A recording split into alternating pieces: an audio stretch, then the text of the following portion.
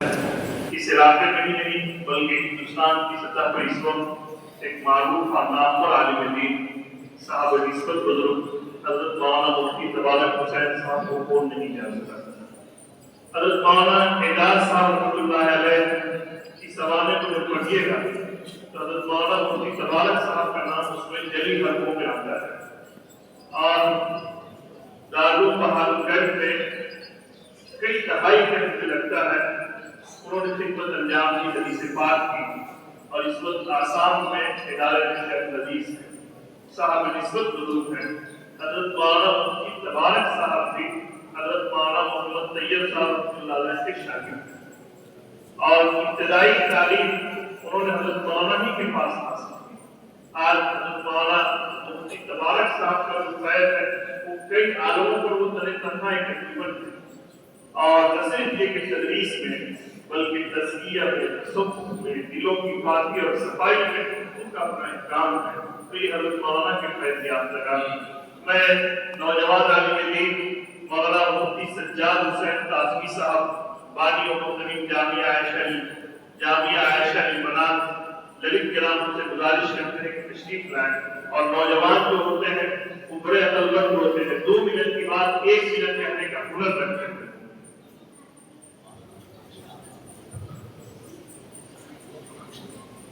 السلام علیکم ورحمۃ اللہ وبرکاتہ۔ وبہ نستعین، اما بعد۔ بچھڑا کچھ اس ادا سے کہ رت ہی بدل گئی،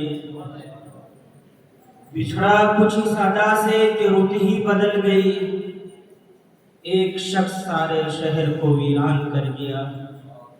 معزز مہمانان نظام اور علماء کرام اور عزیز طلباء، ہم سب حضرت مولانا طیب صاحب قاسمی نور اللہ مرکزہ کی خدمات، ان کے فکر اور ان کی مشن کو سن رہے ہیں۔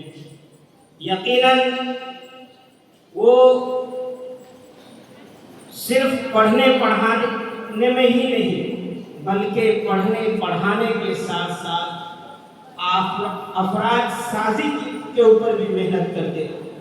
یہی وجہ ہے کہ آج سپول ضلع کے جس علاقے میں چلے جائیں ان کے شاگردان دینی خدمات انجام دے رہے ہیں، اور وہی فکر اور وہی مشن لے کر آگے بڑھ رہے ہیں۔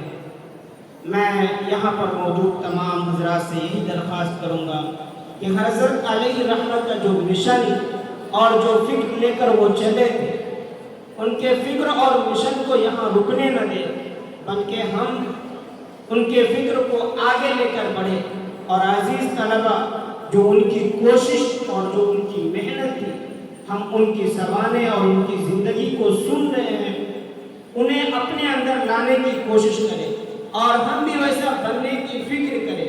اگر ہم سب یہ نیت کریں کہ جیسا حضرت علی رحمہ نے خدمت انجام دیا ہے، گاؤں اور علاقے کے لیے محنت کیا ہے، ہم بھی انشاءاللہ آگے بڑھ کر وہی مشن اور وہی فکر لے کر آگے بڑھیں گے، اور ہم اپنے گاؤں اور سماج کے اندر علم و ہنر کی اشاعت کے ساتھ ساتھ افراد سازی کے اوپر بھی محنت کریں گے۔ یہی ہم سب کے لیے ایک سبق ہے۔ آج یہ تعزیتی مجلس، دعا کرے اللہ تبارک و تعالی ہم سب کو یہ سب بات کہنے سننے کے اوپر عمل کرنے کی توفیق نصیب فرمائے، اور حضرت علیہ رحمت کی بال بال مغفرت فرمائے، اور ان کے جو حسنات ہیں انہیں قبول فرمائے، اور مقام کریم سے سرفراز فرمائے۔ وما توفیق الا باللہ۔ جزاک اللہ۔ اسلام میں ایک بڑا باب ہے، آپ حضرات سنتے ہوں گے، اور ابھی ہندوستان میں یہ موضوع بحث ہے۔ وقت